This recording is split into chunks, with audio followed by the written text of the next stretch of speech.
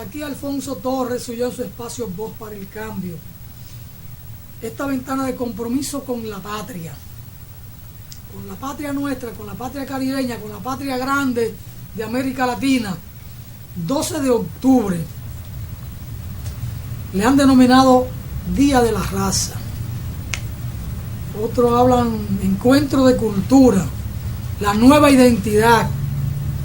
Pero también uno pudiera hablar del día de la violación de la patria nuestra, hecha bosque, hecha aborígenes. Día de la violencia contra nuestros aborígenes. Día del ultraje contra nuestro territorio virgen y contra los que aquí habitaban.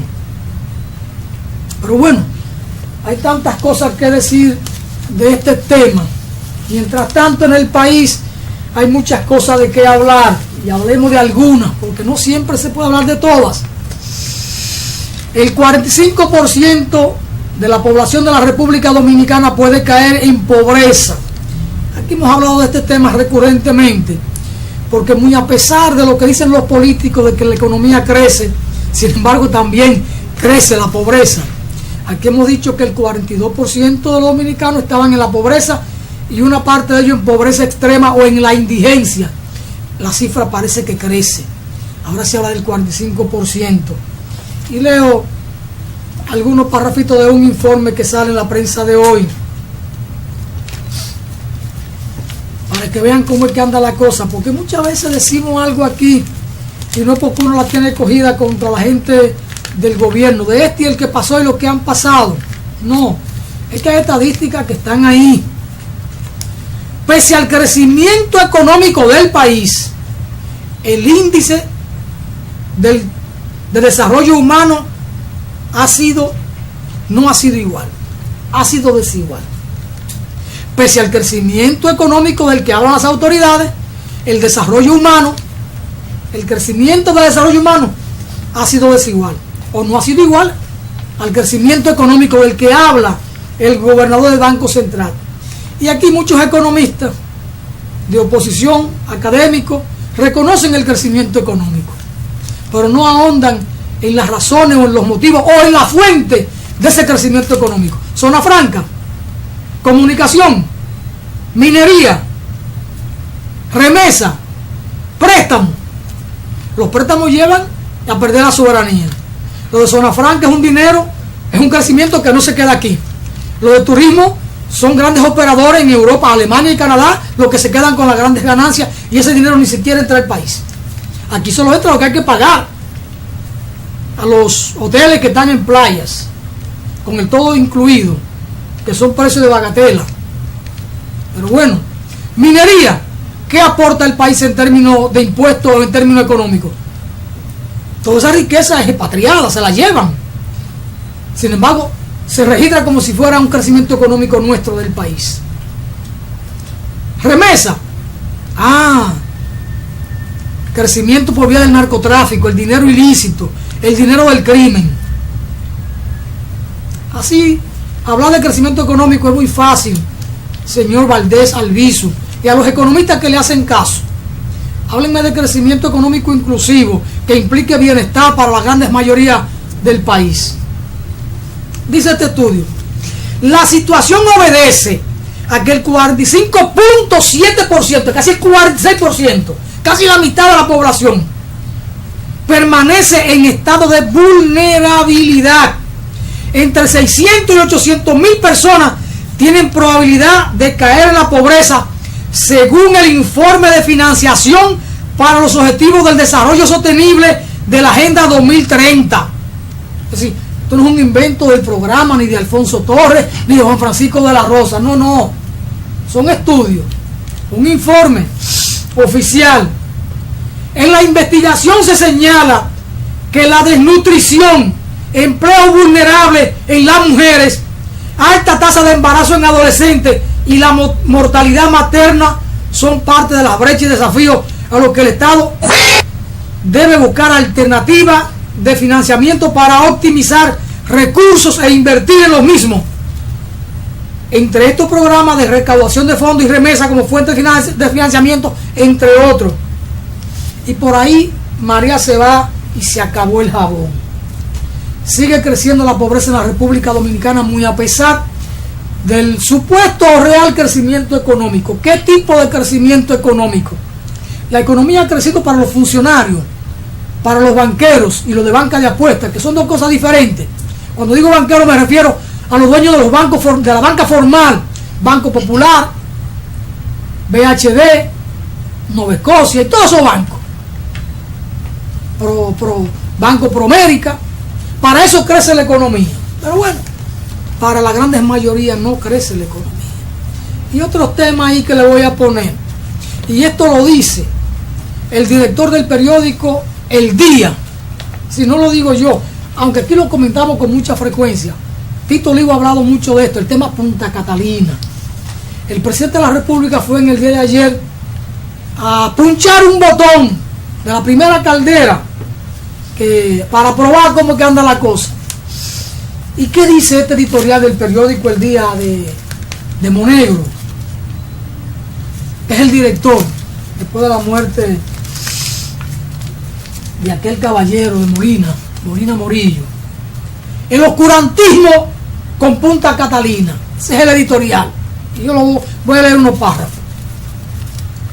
El gobierno tiene el deber de manejar con extrema transparencia todo lo relativo al proyecto Punta Catalina, por ser el proyecto más costoso en el que se ha embarcado el Estado en toda su historia y por los altos niveles de controversia que han rodeado esa obra. El presidente de la República encabezó ayer el encendido de la primera turbina de una de las dos unidades de esa central termoeléctrica, y la dirección de prensa del Palacio Nacional y la Corporación de Empresas del Estado, las empresas eléctricas, decidieron hacerlo a escondida, solo con la prensa, la participación de la prensa oficial. ¿Qué pretenden ocultar? ¿Qué se puede ocultar? Nada se puede ocultar en este mundo de Dios. Dice la información: las autoridades podrán decir lo que quieran sobre lo que allí ocurrió, pero solo le sumarán otro grano más al mar de cuestionamientos en lo relativo al precio, el tipo de combustible elegido, la adjudicación y negociaciones con Odebrecht y la decisión de levantarla en un terreno privado, entre otros cuestionamientos que hay. Dice el periódico o el editorial: el gobierno hace mal al manejar a espaldas de los medios periodísticos independientes aspectos importantes relativos a este controversial proyecto. Las posibles bondades que pudiera tener ese proyecto energético han sido diluidas por las múltiples acciones contrarias a la política de transparencia, sea por maldad o por torpeza. Acciones como las de ayer no contribuyen en nada a generar un clima de confianza alrededor de la construcción de la central termoeléctrica. Y ya va de inversión allí 2.117 millones de dólares, cuando originalmente en la propuesta que hicieron los chinos no llegaba a 1.000 millones de dólares. Eso es lo que genera no solo la duda y los cuestionamientos, sino hasta la certeza en la opinión pública de que es el mayor escándalo de corrupción. Y hay que recordar que el presidente Danilo Medina fue quien discutió y aprobó en su despacho todo lo relativo a Punta Catalina. Es decir, el principal sospechoso de corrupción, de mal manejo, de manipulación y de sobrevaluación de ese proyecto cae sobre el presidente de la República. Esa es la percepción. Mire, yo no estoy haciendo una afirmación categórica, señor presidente. Yo estoy hablando de conformidad con lo que nos enseñó don Leonel Fernández, ¿verdad? A hablar de percepción. Es la percepción que yo tengo. Que usted, señor Danilo Medina, es el principal jefe de lo que allí está pasando. De una sobrevaluación escandalosa. Y por eso están manejando ahí el expediente Odebrecht en la Suprema Corte de Justicia y en la Procuraduría General de la República, tumbando ficha. Cuando Temístocles Montá dijo que sí, que recibió dinero de lo de Odebrecht, pero que fue para la campaña y que lo depositó para la campaña de Leonel y de la suya. Entonces excluyeron, archivaron temporalmente lo referido a Temístocles Montás. Qué cosa que tiene la vida. En Colombia, en Panamá, en Brasil, en Ecuador, caen implicados en el tema Odebrecht. Aquí no. Aquí no. Pero un día, más temprano que tarde, como dice la canción, pagarán su culpa los traidores. Bueno, hablemos del día de hoy, 12 de octubre, Día de la Raza. Y para eso tenemos un invitado que se invitó él mismo. Y aquí está Don Domingo Acevedo. Domingo, ¿cómo va la vida? Bien, siempre es grato tenerlo por aquí, Don Domingo. Gracias, Alfonso. ¿A usted le preocupan estos temas del encuentro de dos culturas? O de una acción voraz, violenta, que exterminó una cultura propia? Sí, sí. En la escuela se nos ha enseñado que el 12 de octubre es el Día de la Raza. Pero en el continente, a partir del 1992, que se celebró el 5º centenario de la llegada de Cristóbal Colón a este continente, hay una corriente que quiere desmitificar eso y decir que no podemos celebrar el Día de la Raza, ni el encuentro de dos culturas, ni el Día de la Hispanidad.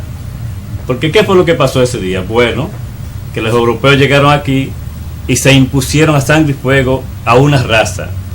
Aquí en la isla prácticamente la exterminaron, saquearon, mataron, violaron, y ese enriquecimiento de nuestro continente fue lo que dio inicio al desarrollo capitalista de los europeos. O sea, sentó las bases para el desarrollo capitalista europeo.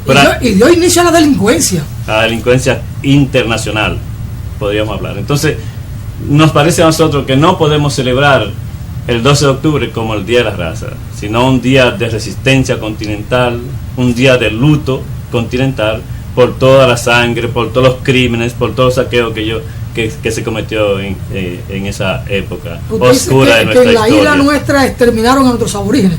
Lo propio ocurrió en Puerto Rico y ocurrió en Cuba, sí, y en otras islas. Y fueron exterminados tanto por la violencia que se ejerció en la conquista, por el peso del trabajo forzado a que lo sometieron, y por las enfermedades que trajeron que los indígenas desconocían y no tenían los organismos para contrarrestarlas. ¿Sí? En estas islas nuestras de las Antillas pudieron exterminarla por nuestro espacio físico geográfico muy limitado. Exacto. Sin embargo, en los países continentales, México, Guatemala, Bolivia, permanecen todavía poblaciones aborígenes. En Ecuador todavía también. Sí, sí. El problema, en Colombia, en Nicaragua. Sí, el problema nuestro es que al ser islas pequeñas no tenían para dónde replegarse. Incluso Atoy se fue en Yola, Cuba, alertó a los indígenas de que aquí habían hombres crueles y malos que mataban, asesinaban, y allá fue atrapado y quemado en la hoguera. Cuenta la historia que le preguntaron que si quería confesarse porque se iría al cielo, y él le dijo al tipo que le preguntó eso, que si los españoles también iban al cielo, y él dijo, le dijeron que sí, él dijo no, pues entonces yo no voy a confesar, ¿para qué yo ahí donde van esos? Usted decía, el tipo que le preguntó eso, ¿no sería un sacerdote? Un sacerdote. Un sacerdote. Sí. Y hablemos del sacerdote. Es el tipo que le preguntó eso. Pues sí, entonces eso es lo que se plantea en el continente, que no debemos celebrar, ni se debe seguir enseñando en las escuelas que el 12 de octubre es el Día de la Raza, ni Día de la Hispanidad, ni encuentro entre dos culturas. Para esa época España representaba la principal potencia imperialista. Pero mire, los imperialismos son iguales en todas las épocas, porque todavía en Estados Unidos hay población autónoma, hay población aborigen, y es una población excluida, y hay un líder aborigen en Estados Unidos que lleva 30 y pico de años preso, casi 40 años preso, porque asumió la causa de su población, la defensa de su población en resistencia, y lleva casi 40 años preso, 42. Sí, no solamente en Estados Unidos, sino en todo el continente aún hoy los indígenas y las minorías producto de la conquista y la colonización son excluidos. En Estados Unidos eran los Sioux, Cheyenne, Apache, etcétera. los Apache, Sí. pero la tribu Sioux, no sé cómo se pronuncia, Sioux. S-I-O-U-X, Sí. era la principal tribu. En Argentina y Chile están los mapuches, que son estigmatizados como terroristas porque ellos reclaman el derecho que tienen a sus territorios. En Chile hay muchos todavía aborígenes. Sí. Sí, en toda la parte continental. En Brasil hay En muchos, Brasil. y son exterminados por las mineras que invaden sus territorios, por las grandes multinacionales y por la agricultura extensiva, grande, sí, que se apropian de su terreno, El presidente- incluso lo matan. El presidente boliviano muchas veces se reivindica como aborigen, como un indio, ¿no? Evo Morales. Pero ¿hasta dónde realmente lo es? Podrá ser un descendiente, pero bueno, en su sangre es una sangre aborigen. No, él tiene todo el físico de que es un auténtico aborigen. En esa zona hay Pero muchos. domina muy bien la cultura de estos tiempos. Exacto. Y podríamos decir que después de 500 años en el continente americano, que América fue también un nombre impuesto por los colonizadores, a propósito de Américo Vespucio, que era un cartógrafo que escribía algunos mapas y lo enviaba hacia Europa, firmado Américo, y por eso le pusieron América al continente, que algunos plantean que debió ser Colón o Colombia, en alusión al criminal de Cristóbal Colón. Entonces podemos decir que después de 500 años en el continente hay un presidente indígena. Pero América somos todos. Sí. América es, bueno, la llamada América Latina. Sin embargo, cuando se habla de América, la gente como que piensa nada más en Estados Unidos. Exacto. Y Estados Unidos se creen que ellos son América. Y que América somos que todos. nosotros le pertenecemos. Nosotros somos su patio trasero. Sí, algunos indígenas plantean, o sea, le tienen un nombre al continente, Apyayala. Sí, los indígenas cuando llegan los españoles aquí, los europeos, la llamaban así, los indígenas, algunos indígenas de Colombia y Panamá, Apyayala, y es un nombre que se está manejando para el continente, para borrar ese estigma que nos han puesto de América. Eso no se puede borrar ya, eso es un hecho que está ahí confirmado. No quiere decir que uno no eleve su voz, que uno no vive en resistencia, pero eso ya no tiene marcha atrás después de 500 años. Sí, sí. Mire que en cualquier pueblo nuestro, por ejemplo en Cuba, hay una avenida llamada Carlos III, que lo viene de los tiempos de la colonia. Cuando asesinaron al presidente chileno Salvador Allende, la revolución cubana rebautizó aquella avenida y le puso Avenida Salvador Allende. Sí, sí. Sin embargo, en La Habana nadie le llama Avenida Salvador Allende, con todo y 60 años de revolución y de cultura y de educación y de formación patriótica y de conciencia revolucionaria, la gente la sigue llamando Avenida Carlos III. Sí, aquí tenemos... Porque hay nombres que se asientan en la conciencia. Usted tiene aquí la Avenida del Puerto. El imaginario popular. Y ahora se llama Avenida Presidente Camaño. Sí. Pero ¿quién le llama Avenida Presidente Camaño? Igual que el aeropuerto La gente Francisco sigue Peña Gómez. hablando de Avenida del Puerto. Sí, sí. Aeropuerto Internacional Las Américas. Lo del Puerto cuando llegó al poder en el 2000 le puso Aeropuerto Internacional José Francisco Peña Gómez. ¿Y quién le llama Peña Gómez? Eso nadie. Aeropuerto Ligüero, que aunque cuando lo construyen le ponen el nombre Joaquín Balaguer, sí. nadie le dice Joaquín Balaguer. Aeropuerto Ligüero. Sí. Sí hay nombres que se asientan en la conciencia, en el colectivo, en el imaginario popular, y no hay cómo darle marcha atrás. Por ejemplo, aquí hay Nicolás de Obando. Nicolás de Obando fue el personaje, yo pienso, más oscuro que tiene la historia de la conquista y la colonización, porque él fue que realmente vino y sometió a los indígenas y realizó la famosa matanza de Jaragua, donde murieron cientos de indígenas, incluyendo a Ana Caona, que era esposa de Caonabo, que fue ahorcada por ese personaje. Él tiene dos méritos. Tiene ese, que es el primero, de ser el gran criminal aquí en la isla, el gran criminal institucionalizado. Y el gran constructor también. Y el gran constructor. Sí, porque fue el que prácticamente construyó todas las villas.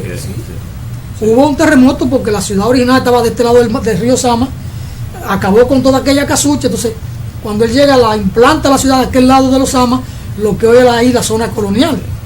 Por ejemplo, Y el gran constructor. en México, la estatua de Colón, que la tenemos nosotros frente a la catedral, la tumbaron, la demolieron en México. Sí. no hay que tumbarla, eso está ahí, ya eso es historia.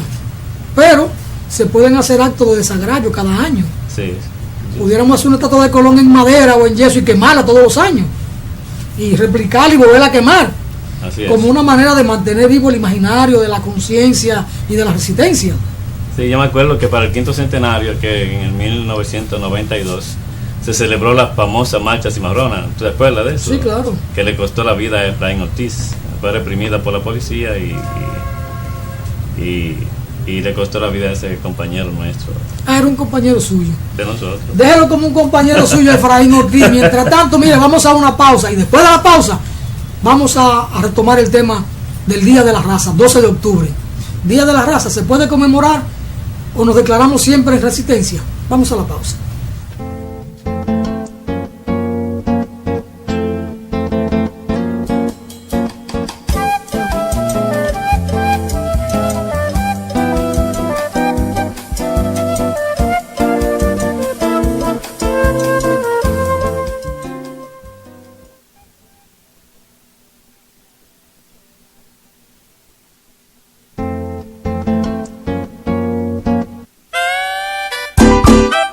Para disfrutar de un buen café realmente puro, ya está a la venta el Café Criollo Don Miolán. Café Criollo Don Miolán, producido, tostado y molido 100% al natural, conservando así toda su exquisitez para deleitar con su sabor los más exigentes gustos de quienes saben de café. Café Criollo Don Miolán, para degustar en cualquier momento.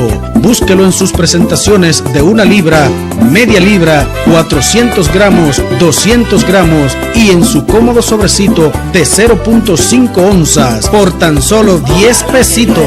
Café Criollo Don Miolán.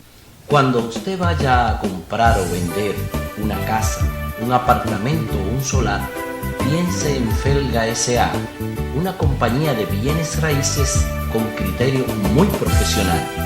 Pero igual, si su interés es alquilar un inmueble, piense en nosotros. Felga S.A.